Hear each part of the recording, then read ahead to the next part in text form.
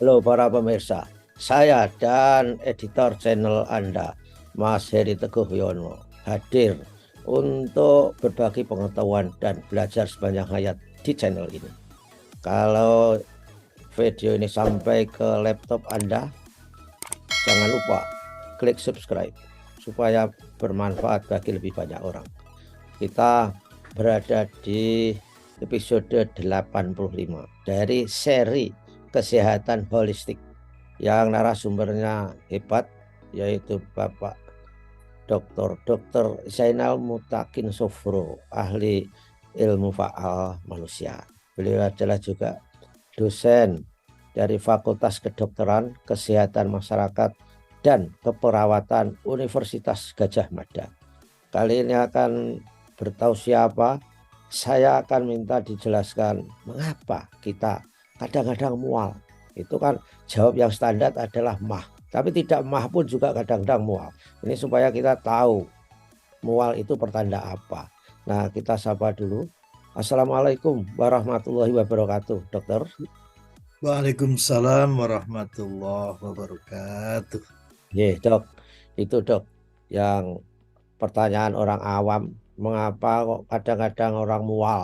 Kalau kadang-kadang mual ya sudah lotisan mangga biar nggak mual. Makan yang asem-asem supaya makannya bisa kembali baik. Gejala apa dok? Mual itu. Alhamdulillah, jadi mual ini Prof, kalau dalam istilah kedokteran itu salah satu dari yang dikeluhkan pasien. Mengapa Oke, dalam ilmu kedokteran itu ada dua istilah. Satu gejala, yang kedua adalah tanda Prof. Anda. Oke. Iya. Jadi beda antara gejala, gejala itu dalam bahasa lainnya adalah simptom. Oke. Kalau jamaknya itu symptoms tambah S. Oh, Sedangkan kalau tanda itu adalah sign, Prof. oh beda ya. Tidak. Jadi kalau tanda itu wilayahnya dokter yang memeriksa secara objektif, bisa dengan fisik diagnostik maupun dengan alat-alat tambahan. Ya. Kalau simptom itu adalah gejala. Maka dokter sering menanyakan pasien itu ingkang dipun rasakan menopo. Hmm, What seems to be the trouble? What hmm, seems to be the problem? Ya, lajeng, waduh saya ini mual-mual. Nah hmm. ini penting sekali Prof. Iya, Istilah mual itu ya Prof lebih familiar dengan istilah disgust. iya. Menurut saya loh, disgust gitu. Ini menunjukkan bahwa mual itu adalah wilayah organ dalam. Oh, Organ dalam ini diatur oleh saraf-saraf yang tidak dapat dikendalikan alam sadar kita, Prof. oh, oke, oke. Terus Prof Suyanto mungkin kerja terlalu payah gitu. Iya. Kok saya kok enggak nyaman ya, atau abdominal discomfort gitu. Jadi perut saya kok enggak enak, dan menurut saya Prof, ini enggak bisa dikendalikan. Bu Hmm, ojo mual tuh yo, aku pengen perutnya itu nyaman-nyaman terus gitu ya. Nah iya. itu kalau tidak sampai dikeluarkan dalam bentuk muntah, Prof, Hmm, ya, atau ya. vomitus ya, itu belum lega, Prof. Ya. Hmm. Jadi sampai keluar itu baru selesai mualnya. Jadi betul tadi pernyataan Prof itu ya, mual itu tidak selalu berkaitan dengan mah ya, dalam kondisi masuk angin. Nah, ini istilah masuk angin ini juga susah juga diterjemahkan. Kelihatan di barat nggak pernah ada orang bilang masuk angin, dok. Tidak ada, Prof. Ya. Jadi minta maaf, ini masuk angin itu istilah yang sulit diterjemahkan. Tapi yang jelas efeknya adalah membuat kita mual-mual, Prof. Nah, maka kadang-kadang perlu keroan. Tapi Ya, sebenarnya istilah keroan saya tidak setuju loh, Prof. ya, ya, ya, ya. Keroan itu sangat berbahaya bagi kesehatan, Prof. Hmm. Ya, yang diizinkan hanyalah kerian, Prof. Rian. Oh, Quran lebih dalam, dok. Aja kalau keroan tuh habis nanti kulitnya. Dan itu pun pakai logam yang tertentu, misalnya uang uang apa itu, Prof? Uang benggol nih. Ya. Nah, itu. Nanti kalau sudah keluar baru nyaman. Nah, menurut saya, Prof. Jadi sebetulnya ya, makhluk yang dinamakan manusia itu kan makhluk emosional, Prof. Iya. Oke, maka di bagian otak yang tengah itu ada yang dinamakan sistem limbik, Prof. Limbik. Ya.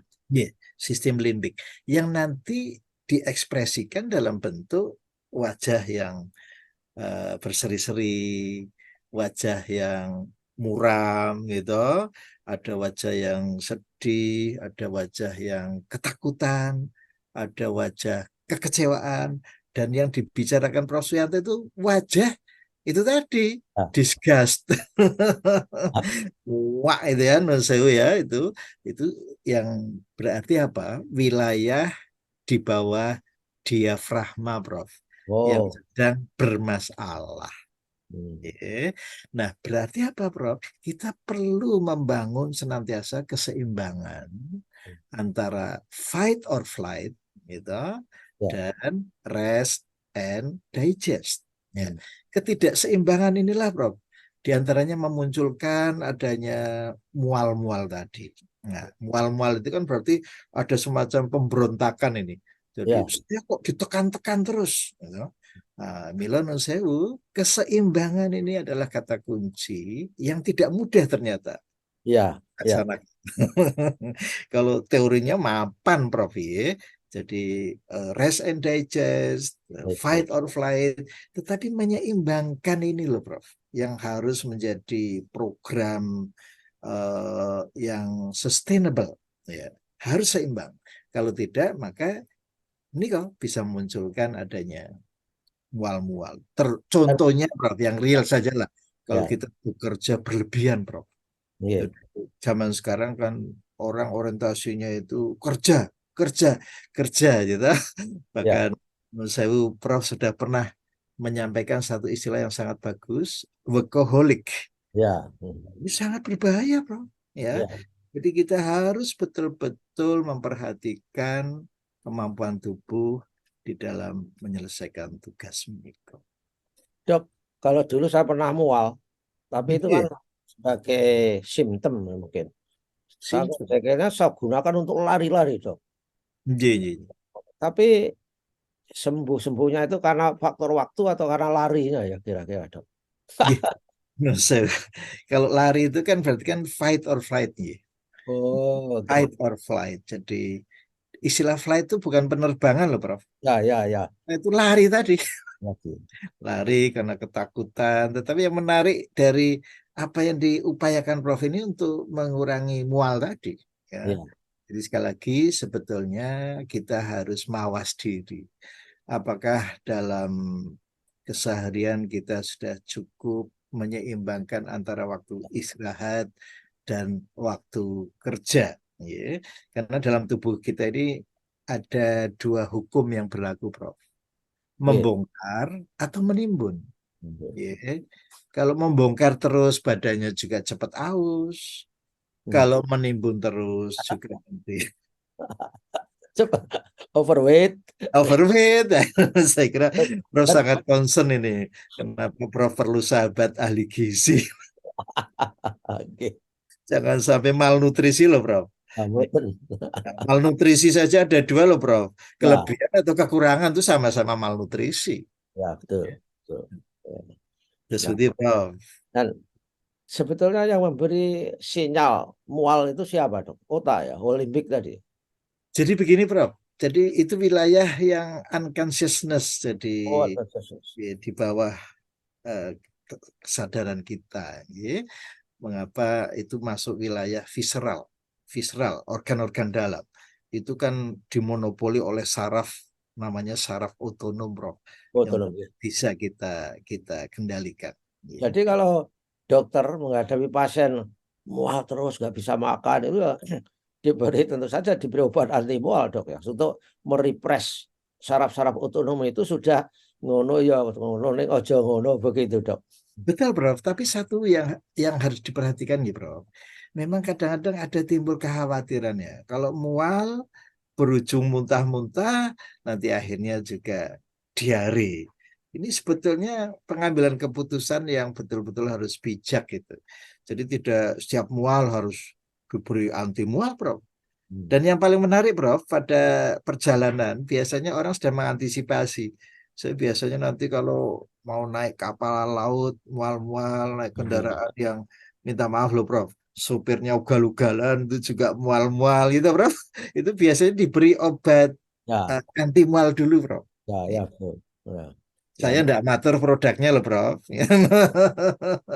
campur ngerti di dalam otak nih. Iya, jadi jangan sampai nanti mual loh ya. Jadi memang kembali kepada tujuannya gitu. Memang pada kasus-kasus tertentu ketika tadi Prof bekerja terlalu berat gitu, ya mau tidak mau itu harus dikeluarkan, tapi harus Ya, ingat kita harus menyediakan cairan yang dinamakan oralit, Prof. oralit nih. Jadi jangan biarkan walaupun setelah muntah itu longgar, tetapi konsekuensinya kita harus mengganti cairan yang keluar. Ya. Sebetulnya nilai cairan yang dimuntahkan itu sebetulnya banyak dok kalau dihitung dengan ukuran yang absolut, misalnya dalam bentuk mililiter atau apa itu banyak juga harusnya diganti dok. Persis, Bro. Karena apapun kesehatan kita bertumpu pada cairan ekstra sel. Jadi, Prof. Pirsa kalau di rumah sakit kan mesti bergelantungan tuh infus-infus itu. Itu kan sebenarnya untuk menjaga. Ya. Jadi memang jangan sampailah karena efek dari kesudahan mual kemudian muntah, itu kan cairan itu akan banyak dikeluarkan. Ya, kadang kan sangat tradisional ya. Orang mual itu akhirnya kalau bentuknya bukan sakit, mual karena tiba-tiba itu kan makan-makan makanan yang agak menstimulasi apa pedes atau apa Ya, asin ataukah asem gitu dok saya. Itu kan sebetulnya mungkin untuk menjinakkan saraf otonom itu mungkin maksudnya dok orang awam itu mungkin. persis. Dan inilah keunggulan manusia, Bro. Bisa berpikir, ya. Nih. Bahkan kadang-kadang secara sengaja kita perlu memuntahkan, gitu, Oh, makanan-makanan yang itu sangat beracun itu. Ya. Dan saya kira itu dilakukan oleh hewan juga, Prof. Itu oh ya kucing, ya. kucing itu kan kadang kan Ya. cari apa itu biar muntah itu loh, Prof. Ya. Luar biasa, Prof. Ya, ya. Kucing nalurinya lebih cerdas kali dok daripada Persis, makanan beracun itu. persis, Prof. Iya. Oh. Karena otomatis saya kira mereka Iya. dan tentu saja kalau kita mual itu sebagai alam bahwa Ya, kita berada dalam ketidakseimbangan. Gitu. persis, Ya, persis. baiklah dok. Saya kira tausiahnya sudah cukup terang, benderang, jelas. Mudah-mudahan di luar sana orang-orang yang mual juga mendengarkan video kita Betul, Ji. dan Alhamdulillah. bisa mengkondisikan dirinya supaya tetap menjaga homeostatik, Homeostatis. nah, tetap berseimbang. Terima kasih dok. Selamat bertugas, mau bertugas hebat di Fakultas Kedokteran dan sampai Alhamdulillah. ketemu minggu yang akan datang. Insya Allah. Wassalamualaikum warahmatullahi wabarakatuh. Waalaikumsalam warahmatullahi wabarakatuh.